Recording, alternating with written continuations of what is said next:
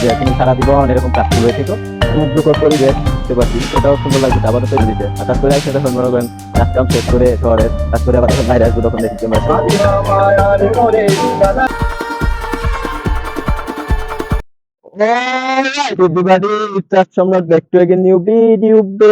তো আজকে আমরা সবাই কাশফুলে ঘুরবো, সবাই শরৎকালে কাশবনে যায়। আমি এই পর্যন্ত যাইতে পারিনি, আজকে আমরা অনেক বড় একটা কাশফুলে আসছি যেখানে নিজেকে হারিয়ে যেতে পারবো এরকম বড়। চতুর্দিকে আজকে ঘুরবো এই কাশবনে, দেখবো কতটা সুন্দর লাগে। এটা খুবই সিম্পল একটা জায়গা, মনোরম পরিবেশ, আমার মনের মতো একটা পরিবেশ। তো আজকে আবার অনেকদিন পরে আসলাম, দেখা যাক এখানে ঘুরে কেমন লাগে। এই হচ্ছে শরতের আকাশ, মনোমুগ্ধকর পরিবেশ।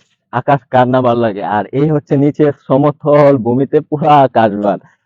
ও মাই গড, মানে এত বড় কাশবাগানে এসে কাশবাগান দেখে মানে আমার তো পুরাই বিমোহিত। আর নিচে যে মাঠটা দেখেন, বিশাল বড় একটা লং মাঠ, মনে হচ্ছে নিজে শুয়ে থাকি এবং উপর থেকে কেউ ড্রোন ক্যামেরা দিয়ে আমার একটা ফটো শুট করে দেখ, মানে শুট করুক, আমার ওরকম খুব মন চাইতেছে। কিন্তু আসলে এখন ড্রোন ক্যামেরা আমার নেই, বা আশেপাশে ওরকম উপর থেকে শট নেওয়ার মতো ব্যবস্থা নেই। সুতরাং আমি নিচ দিয়ে হাঁটবো, হেঁটে হেঁটে পরিদর্শন করার চেষ্টা করতেছি। আমার কাছে খুব ভালো লাগতেছে এরকম একটা নীরব পরিবেশ। বেসিক্যালি আমি একা থাকতে খুব পছন্দ করি, শান্ত পরিবেশ আমার খুব ভালো লাগে। ওইদিকে পাশে পার্ক আছে, পার্কে অনেক কোলাহল, কিন্তু ওই পার্কের সৌন্দর্য না নিতে দিয়ে আমি আসছি কাশবাগানে। কাশবাগানের সৌন্দর্য নিতে এই সামনের যে ফুল, ওই ফুলগুলা দেখেই আমার মানে একদম মাথা নষ্ট হয়ে গেছে।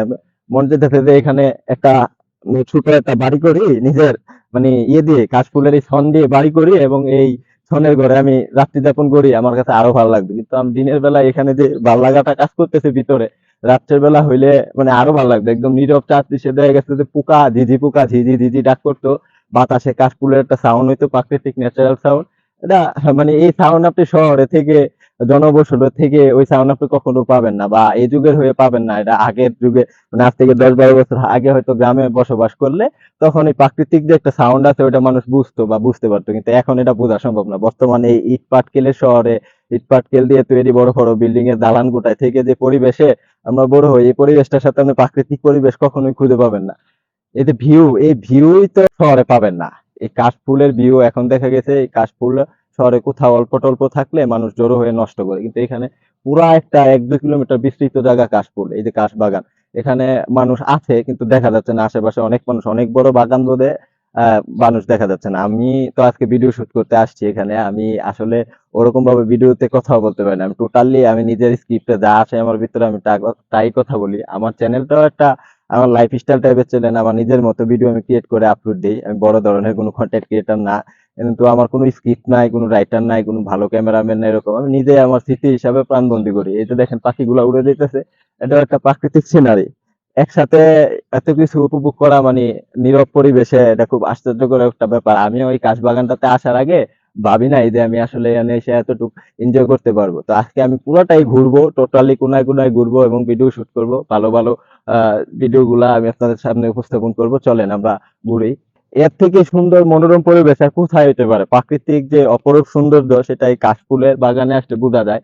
কাশফুল তো কাছ থেকে এতটা সৌন্দর্য বোঝা যায় না, তাও সুন্দর লাগে। কিন্তু কাশফুল দূর থেকে মানে সিনারিতে অনেক সুন্দর দেখা যায়। প্রাকৃতিক যে একদম শব্দ যে পরিবেশটা, এটা অনুভব করা যায়। আমি আজকে একদম বাগানের ভিতরে ঢুকে নিজেকে হারিয়ে যাওয়ার চেষ্টা করব। তো কবিরা যারা মনে করেন আপনার কবিতা লিখে গেছে প্রকৃতি নিয়ে, তারা আসলে অনেক কিছু চিন্তা ভাবনা করে লিখে গেছে। কাশফুলের সৌন্দর্য মানে অপরূপ, এই সৌন্দর্যের সাথে অন্য কোনো সৌন্দর্য আপনি তুলনাই করতে পারবেন না। আমাদের কাছে এই সৌন্দর্যটা মানে আমাদের দেশে আছে বলে আমাদের কাছে মূল্য নাই। মানে আমাদের প্রকৃতির নিকটে আমরা পেয়ে যাই, ঘরের পাশে, নদীর পাশে, মাঠের পাশে কাশফুলের সৌন্দর্য পেয়ে যাই, তাই আমরা মূল্য দিতে জানি না। কিন্তু যদি কোনো বিদেশিদের কাছে যান, তারা হয়তো বা এই কাশফুলের অনেক মূল্য দিবে, অনেক সৌন্দর্য প্রাধান্য দিবে। তো আমরা এই কাশফুলটাকে আসলে তেমন কোনো মনোরম পরিবেশ মনে করি না, কিন্তু এই কাশফুলের সৌন্দর্য আমার অনেক ভালো লাগে। কিন্তু আমাদের মূল্যায়ন করা দরকার। আমরা আসলে কাছাকাছি জিনিসটাকে মূল্যবোধ কম করতেছি। দেখেন নাম না জানা একটা ফুল গাছ আমি দেখতে পাচ্ছি, কিন্তু এটাও সুন্দর লাগতেছে। আপাতত একটু আগে বৃষ্টি হয়েছে, যে সুন্দর পরিবেশ, এই পরিবেশের কারণে প্রকৃতিটা অনেক সুন্দর লাগতেছে। ওইদিকে ঘুরাইলে দেখতে পারবেন কাশফুলের উপরের দিকে একদম মানে পুরো পরিবেশটা শব্দ মনে হইতেছে। আকাশটা অনেক সুন্দর উপরে, নিচে পরিবেশটা অনেক শান্ত মনে হইতেছে। ও সুন্দর প্রকৃতি, ফোটা ফোটা বৃষ্টির পানি জমে আছে একদম, মানে খুব ন্যাচারাল বিষয়। এটা যদি শুকনা থাকতো তখন এই ফুলের পাপড়িতে চোখে যাইতো। এখানে আমি এসে নাড়ানাড়ি করতাম না, কিন্তু এখন বৃষ্টির বাড়িতে হালকা ভিজে আছে তো, তার কারণে আমি কাছ থেকে উপভোগ করতে পারতেছি, খুব কাছে নিতে পারতেছি, রিস্ক মনে হইতেছে না। এই ভিউটা আমি কোথায় পাবো? মানে লাখ টাকা দিলেও শহরে কিনতে পাবো না এই ভিউটা। আমার কাছে এটা খুব দামি, স্মরণীয় হয়ে থাকবে আজকের কাশবাগানটা। কি কারণে মাঝে মাঝে এরকম পুরা পুরা এগুলা হয়তো বা হয় কি বাতাসের মধ্যে অতিরিক্ত গরমের তাপের কারণে কাশবাগান ভারী লেগে আগুন ধরে যায়। আগুন ধরার পরে একবারে পুরা বিস্তৃত এলাকা পুড়ে যায়। এ কারণে হয়তো বা এরকম হয়। পর্দায় ভুতুড়ে পরিবেশের মতো মনে হয়। দেখেন আমি চাইলে নিজেরা লুকায় ফেলতে পারবো কাশবাগানের ভিতরে, ক্যামেরার মাঝখানে দেখা যাবে না। হঠাৎ করে আবার যখন বাইরে আসবো তখন দেখি ক্যামেরার সামনে দেখা যায়। মানে পুরাই আনকমন লাগতেছে। এত ঘনত্ব কাশবাগান আমি আগে পাইনি, পাইছি ছোট ছোট, বড় পাই নাই এত। এটা লোকেশন আমাদের শহরের এরিয়াতেই। কে একদম মনটা ফ্রেশ একদম। এই দেখেন অনেকটা উপরে উঠছি, কাশবাগানটা দেখা যায় হয়তো বা পুরাটা। তো চলেন কাশবাগানের ভিতর দিয়ে হাঁটবো আজকে, দেখি হাঁটতে হাঁটতে কোথায় যাওয়া যায়। আমি এতটা স্মার্টলি কথা বলতে পারি না। আমি নিজস্ব ভয়েস, আমি নিজস্ব ভাবে কথা বলি। আমার যা যেরকম ভাবে কথা বলি আমি সবসময় ওরকম ভাবে কথা বলি। অন্য সব ব্লগ ভিডিওর মতো কন্টেন্ট ক্রিয়েটরের মতো হয়তো বা অতটা স্পষ্ট কথা আমি বলতে পারি না, কিন্তু আমার নিজের মতো করে কথা বলতে চেষ্টা করি। আমার স্মৃতি হিসাবে রাখার জন্য আমি ভিডিও শুট করে আমার চ্যানেলে আপলোড করে রাখি। কোনো এক্সট্রা কোনো আদার্স কোনো বিষয় না, টোটালি আমার মানে শখ যে আমি ইউটিউব ভিডিও আপলোড করব, ইউটিউব চ্যানেল একটা থাকবে আমার, অনেক মানুষ আমার ভিডিও দেখবে, এটা হচ্ছে আমার একটা শখ। এছাড়া আদারওয়াইজ কোনো কিছুই না। এখন তো পরিবেশটা আরো সুন্দর লাগছে, কাশফুলের আমি একদম কাছে, নিকটবর্তী, মনে হচ্ছে চতুর্দিকে আমার কাশবাগান, চতুর্দিকে কাশবাগান, আর মাঝখানে শুধু একাই আমি। তার মাঝখানে মনে হয় আমি যে শার্ট পরে আসছি এটা কাশফুলের কালার, সাদা কালার, মাঝখানে কাশফুলের মতো ডাটার মতো নীল কালার, একদম পুরো মিলে গেছে কাশফুল আর আমি, উপরে শরতের আকাশ, সবকিছু আমার সাথে একদম মিলে গেছে। প্রফুল্ল, নিজেকে আজকে খুব প্রফুল্ল মনে হইতেছে, এরকম একটা প্লেসে এরকম একটা প্লেসে ঘুরতে পারে। ওকে ফ্রেন্ড, তো আজকে আপনাদের সাথে একটা কি বলবো, একটা খুব হাসির কথা বলবো। আমার গার্লফ্রেন্ড ছিল একটা, সে আমাকে বলেছিল যে তুমি সারা জীবন এরকম কাশফুল হয়ে থেকো, আমি সারা জীবন শরতের মতো বারবার তোমার কাছে ফিরে আসবো। কাশবনে একদিন ঘুরেছিলাম আর আমার সাথে এরকম কথা ওয়াদা ভঙ্গ করেছিল। তা আজকে দেখেন চতুর্পাশে কাশবাগান আছে, শরৎ আছে, সবকিছু আছে, কিন্তু আমার গার্লফ্রেন্ড নাই। সে হয়তো বা অন্য কারোর সাথে কাশবাগানে ঘুরতেছে আর আমি একলা একলাই ঘুরতেছি। আমার একলাই ঘুরতে ভালো লাগে না, একলা ঘোরার যে মজাটা, আমি একলা একটা ঘুরতেছি, উপভোগ করতেছি, যা যা করতে মন চাইতেছে করতেছি।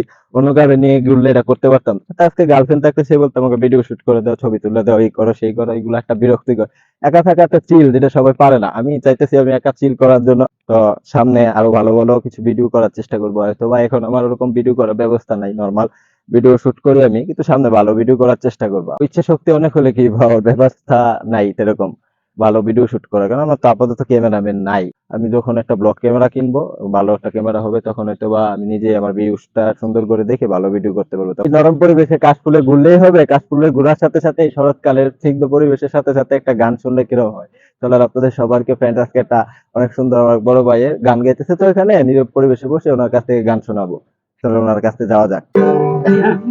আমায় যত দাও হে ব্যথা, হৃদয়ে রাখিব ব্যথা, একদিনে জানি ব্যথার হবে অবসান।